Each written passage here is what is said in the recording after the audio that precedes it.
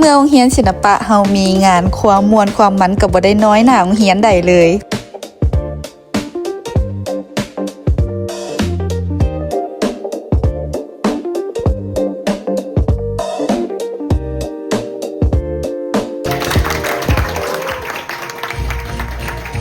จนกลายเป็นสินใสแห่งยุคสมัยพวกเขาเข้มแข็งนำหน้าสู่คันทุ่งแดงเป็นกำลังแห่งแขนหัวเขาฟ้าแจ้งใสแถมไปได้เห็นนั่นดวงตาเว้นบนขอบฟ้าเป็นมือใหม่มื้อนี้ทางโรงเรียนเฮาได้มีการจัดกล่องประชุมพร้อมยังมีการมอบใบยั่งยืนใบย่องย่อให้กับคนที่มีผลงานดีเด่นซึ่งหนึ่งในนั้นก็มีรายชื่อฝนนำผู้หนึ่งมื้อนี้กิจกรรมอัดแน่นเลยตั้งแต่เช้ามาฝนก็มีขึ้นเฮียตอนสวยพักพรน้อยนึงก็เข้ามากล่องประชุมเลยหลังจากแล้วกล่องประชุมนี้สิพาทุกคนไปเบิ่งบรรยากาศมวลซืนของไอ้น้องโรงเรียนศิลปะเฮากันรับรองได้เลยว่าทุกคนนี่มวลซืนนำเฮาแน่นอน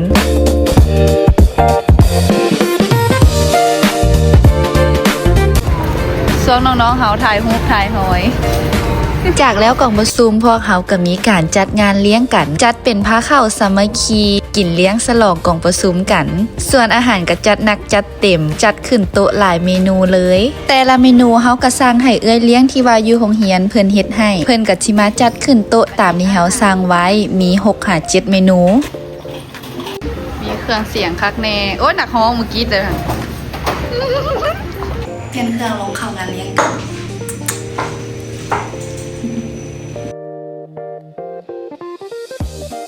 น้องบอลเป็นเซฟวันนี้นะไฮบาโยไฮบาโยไฮบาโย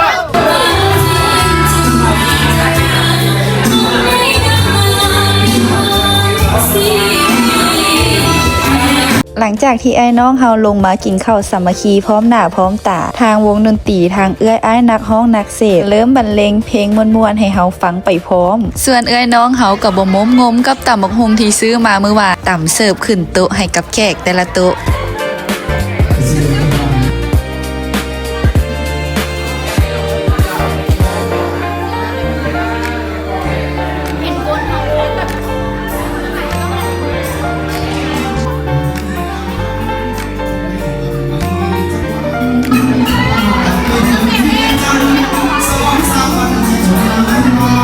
ตำเองแล้วก็หิวเองตำขึ้นโต๊ะแด่ตำกินเองแน่ปนๆกันไป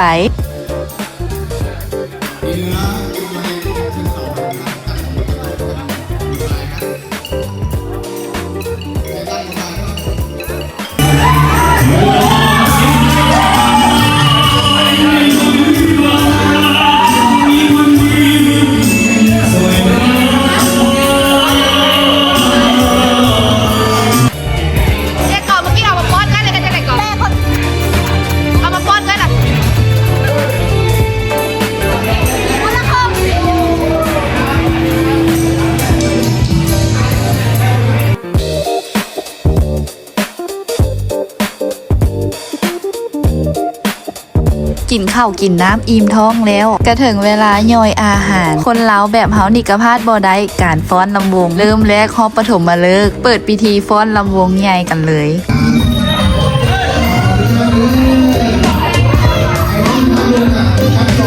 ในงานวันนี้ก็มีไอ้น้องทางเวียดนามเพิ่นเข้าร่วมนำเฮาพร้อมลำวงฮอบนี้ก็ได้ฟ้อนคู่กันเวียดลาวแอมทางเขาก็เป็นผู้นำทีมนำพาเพิ่นม่วนเพิ่นซื่นไปนำกัน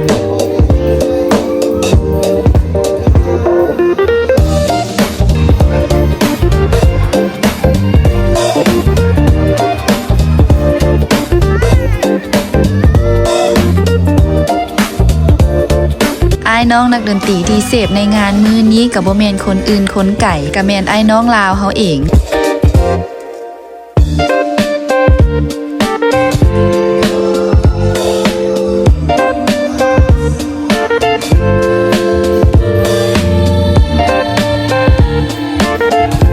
แล้วจากสเต็ปลำวงเฮาก็พลาดบ่ได้ก็คือสเต็ปบัดสลบฝนเองก็เป็นคนนำทีมตามเคย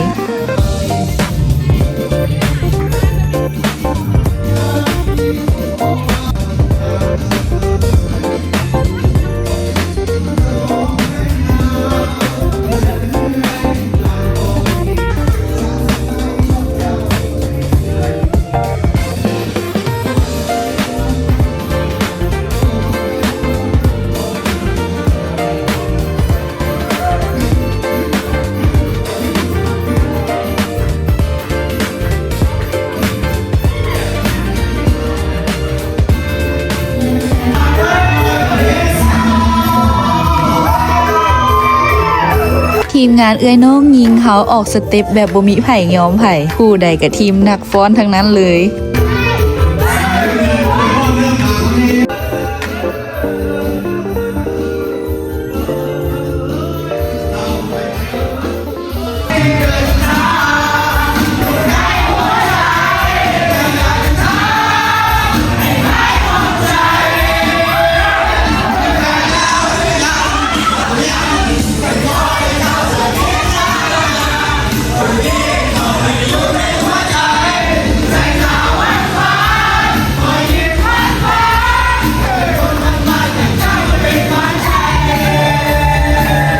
มือนี้ฝนเอาบรรยากาศความม่วนซื่นของการจัดงานโรงเรียนมาฝากทุกคนแต่เท่านี้หวังว่าทุกคนจะมีความสุขและเอนจอยไปนำคลิปวิดีโอฝนเด้อแล้วเจอกันใหม่คลิปวิดีโอหน้านะบ๊ายบาย